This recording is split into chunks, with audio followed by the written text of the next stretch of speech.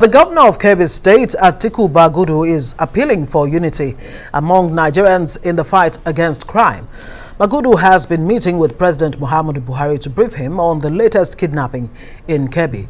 He says his government is doing all it can to secure the release of students and teachers, but that this should be treated as a wake-up call for all Nigerians. The security agencies have mobilized and are doing a great job, assisted by the military, the Air Force, the police, civil defense, vigilante, and community leaders. And they are still at it, and they are doing a great job, but we need more support by all Nigerians, and in fact all, to ensure that we give them our maximum cooperation to finish what they have started. President has, as always, expressed sympathy to those innocent persons who are held hostage against their will by terror element, and he condemned the action of all terror groups. This is condemnable.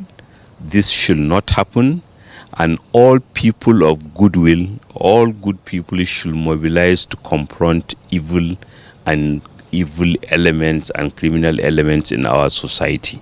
It's not just a job for the security agencies. We have to support them. We have to mobilize.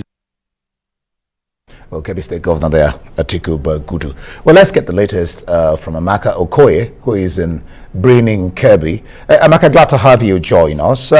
What are you hearing, if anything at all, about ransoms? Any word on that?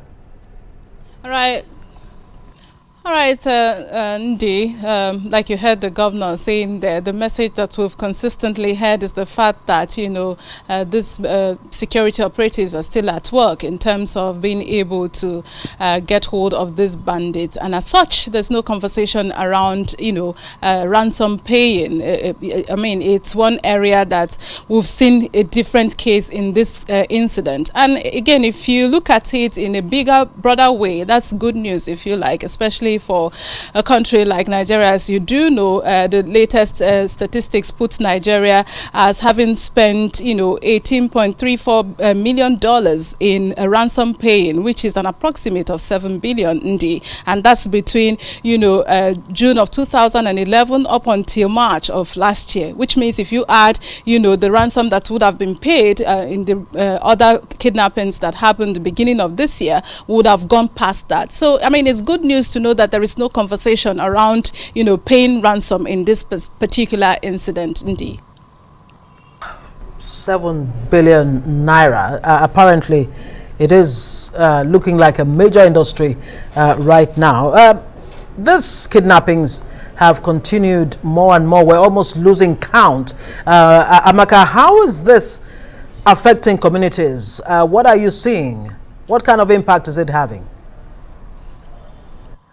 Right. Sadly, Ngozi, we cannot overemphasize, you know, the impact of these bandits attack, terrorist attacks, you know, generally on communities and even on Nigeria as a whole. And I think the best way to actually explain that is if we, you know, look at the recently released Global Peace Index report of 2021, where Nigeria is now ranked 146 out of 166. You may argue that, well, we did well this year because as at last year we were at 147, which means that we have reduced. However, if you look at it globally, you know, the peacefulness of the world, if you like, it has worsened by 0.07%, and Nigeria contributes to that part. You know why that is so, sadly, because we are now in the league of, you know, countries with low peacefulness. So we're talking about countries like Chad, like Eritrea, you know, like Niger, like Nicaragua.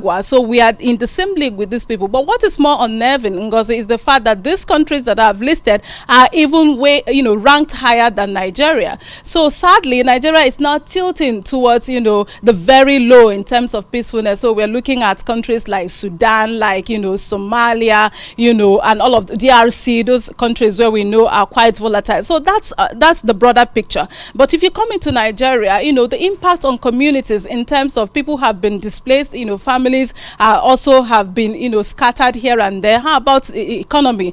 No serious investor would want to, you know, come into a country that is unstable. And if you look at it in that way, Nigeria unfortunately belongs to that league of, you know, countries that are unstable because of this crisis. And how about the trauma, you know, the social effect? So it is, I mean, if you come to communities like this, the effect on impact, negative impact is so huge. And that's why, look, we have to do, I mean, Nigeria has a lot of work to do, you know, in terms of making sure that these criminal elements, this banditry terrorist attack, you know, come to an end as soon as possible. Ngozi. Governor has been receiving certain kind of visitors, you know, and there was a recent one. You care to tell us about what these visits are about and who have been visiting the governor? And of course the governor of Jigawa State, Badaru, and then we saw, of course, you know, vigilantes and local hunters coming to pledge support to the governor. And the most recent one is actually from the Fulani herders.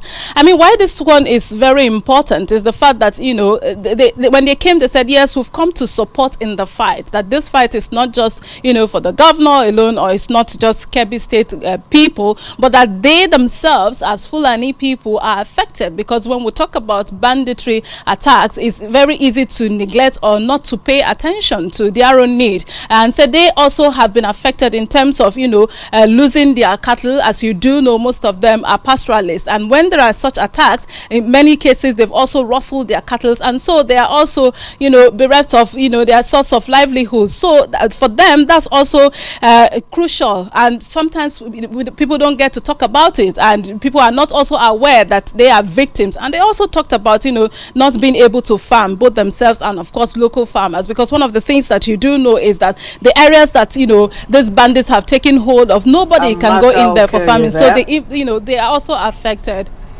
All right, thank you very much, Amaka Okoye, our correspondent there in Kebbi State, following developments there.